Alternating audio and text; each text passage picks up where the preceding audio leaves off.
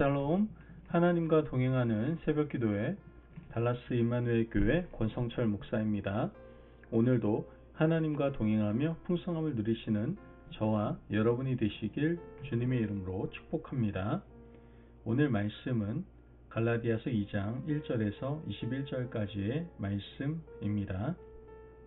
14년 후에 내가 바나바와 함께 디도를 데리고 다시 예루살렘에 올라갔나니 계시를 따라 올라가 내가 이방 가운데서 전파하는 복음을 그들에게 제시하되 유력한 자들에게 사사로이 한 것은 내가 다름질하는 것이나 다름질한 것이 헛되지 않게 하려 함이라. 그러나 나와 함께 있는 헬라인 디도까지도 억지로 할례를 받게 하지 아니하였으니 이는 가만히 들어온 거짓 형제들 때문이라. 그들이 가만히 들어온 것은 그리스도 예수 안에서 우리가 가진 자유를 엿보고 우리를 종으로 삼고자 함이로되 그들에게 우리가 한시도 복종하지 아니하였으니 이는 복음의 진리가 항상 너희 가운데 있게 하려 함이라. 유력하다는 이들 중에 본래 어떤 이들이든지 내게 상관이 없으며 하나님은 사람을 외모로 취하지 아니하시나니 저 유력한 이들은 내게 의무를 더하여 준 것이 없고 도리어 그들은 내가 무 할례자들에게 복음 전함을 맡은 것이 베드로가 할례자에게 맡음과 같은 것을 보았고 베드로에게 역사하사 그를 할례자의 사도로 삼으신 이가 또한 내게 역사하사 나를 이방인의 사도로 삼으셨느니라. 또 기둥같이 여기는 야고보와 게바와 요한도 내게 주신 은혜를 알므로 나와 바나바에게 친교의 약수를 하였으니 우리는 이방인에게로 그들은 할례자에게로 가게 하려 함이라. 다만 우리에게 가난한 자를 기억하도록 부탁하였으니 이것은 나도 본래부터 힘써 행하여 왔노라. 게바가 안디옥에 이르렀을 때에 책망받을 일이 있기로 내가 그를 대면하여 책망하였노라. 야고보에게서 온 어떤 이들이 이르기 전에 게바가 이방인과 함께 먹다가 그들이 오매 그가 할례자들을 두려워하여 떠나 물러가매 남은 유대인들도 그와 같이 외식함으로 바나바도 그들의 외식에 유혹되었느니라. 그러므로 나는 그들이 복음의 진리를 따라 바르게 행하지 아니함을 보고 모든 자 앞에서 게바에게 이르되 내가 유대인으로서 이방인을 따르고 유대인답게 살지 아니하면서 어찌하여 억지로 이방인을 유대인답게 살게 하려느냐 하였노라. 우리는 본래 유대인이요 이방 죄인이 아니로되 사람이 의롭게 되는 것은 율법의 행위로 말미암음이 아니요 오직 예수 그리스도를 믿음으로 말미암는 줄 알므로 우리도 그리스도 예수를 믿나니 이는 우리가 율법의 행위로서가 아니고 그리스도를 믿음으로써 의롭다함을 얻으려 함이라. 율법의 행위로서는 의롭다함을 얻을 육체가 없느니라. 만일 우리가 그리스도 안에서 의롭게 되려 하다가 죄인으로 드러나면 그리스도께서 죄를 짓게 하는 자냐? 결코 그럴 수 없느니라. 만일 내가 헐었던 것을 다시 세우면 내가 나를 범법자로 만드는 것이라. 내가 율법으로 말미암아 율법에 대하여 죽었나니 이는 하나님에 대하여 살려 함이라. 내가 그리스도와 함께 십자가에 못 박혔나니 그런즉 이제는 내가 사는 것이 아니요 오직 내 안에 그리스도께서 사시는 것이라. 이제 내가 육체 가운데 사는 것은 나를 사랑하사 나를 위하여 자기 자신을 버리신 하나님의 아들을 믿는 믿음 안에서 사는 것이라. 내가 하나님의 은혜를 패하지 아니하노니 만일 의롭게 되는 것이 율법으로 말미암으면 그리스도께서 헛되이 죽으셨느니라. 아멘. 하나님의 말씀입니다. 오늘 본문에서 바울은 갈라디아 교인들에게 하나님께서는 자유를 선물로 주셨는데 유대에서 온 어떤 사람들이 자유를 빼앗아 간 것에 대해 개탄하며 두 가지 사례를 들어 말하고 있습니다. 바울이 갈라디아 교회를 개척할 때에 복음과 자유를 가르쳤습니다. 그런데 유대에서 온 율법주의자들이 할례를 받아야만 구원을 받을 수 있다라고 가르쳤던 겁니다. 그들의 가르침은 급속도로 퍼졌고 갈라디아 교인들은 할례 율법에 묶여서 결국 자유를 상실하고 말았습니다.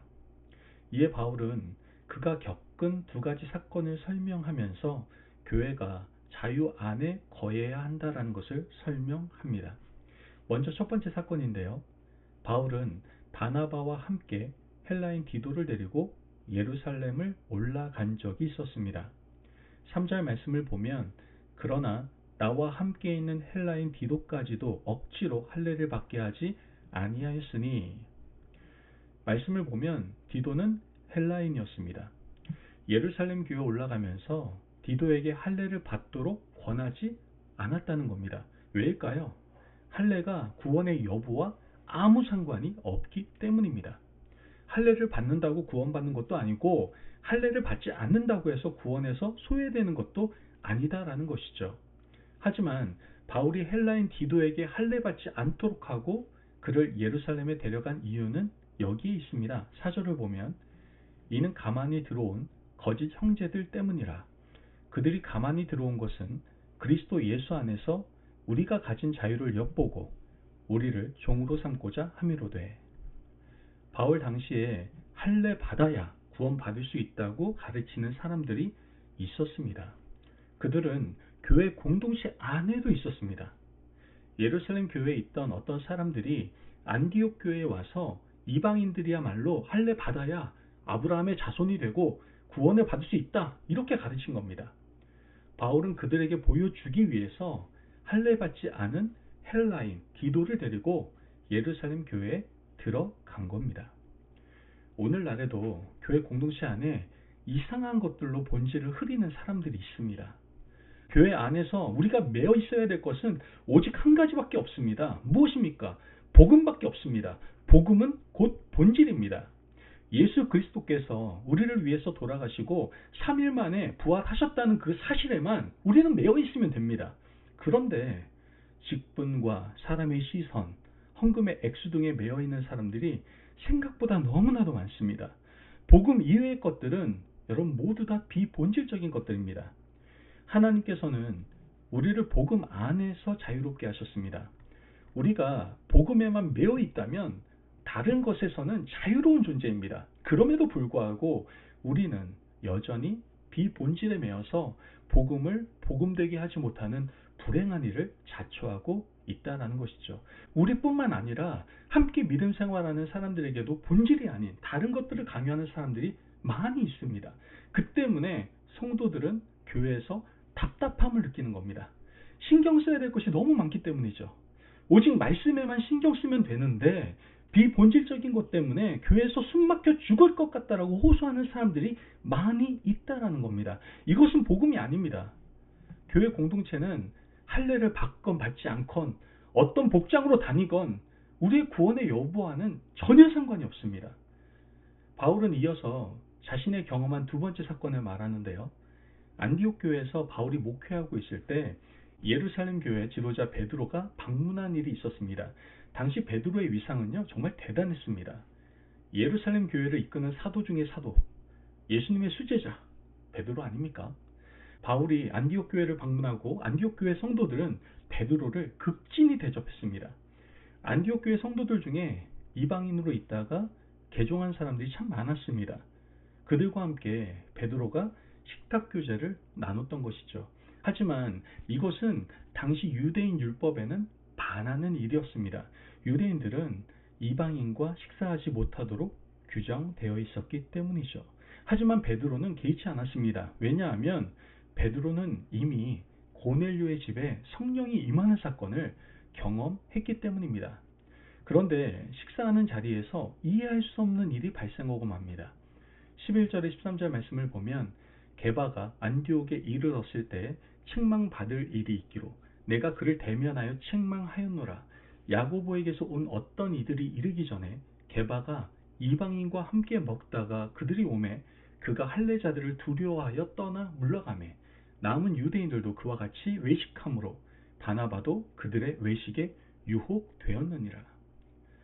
야고보에서 온 어떤 이들은 예루살렘 교회에서 온 다른 무리들을 의미하는 겁니다.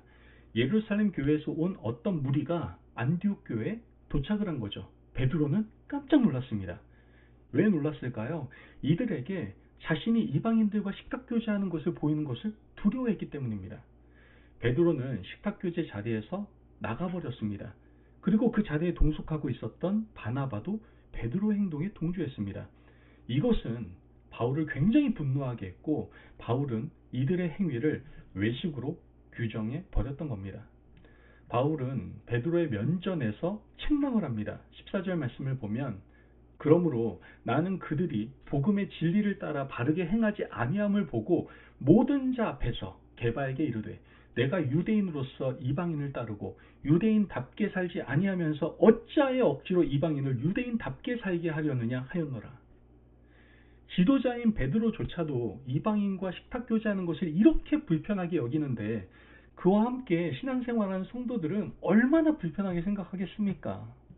바울은 두 가지 사건을 통해서 교회 안에서 누리는 자유가 이토록 중요한데 여전히 교회 공동체 성도 스스로 자유를 누리지 못하고 율법에 매여 있음을 강조하며 말하고 있는 겁니다. 여러분, 하나님은 우리를 진리로 자유하게 하셨습니다. 우리가 매여 있던 것이 죄와 죽음 아닙니까? 여러분, 우리는 죄의 문제에서 자유하지 못했고 죽음에서 자유하지 못했습니다. 하지만 하나님이 독생자 예수 그리스도를 보내주셨던 겁니다.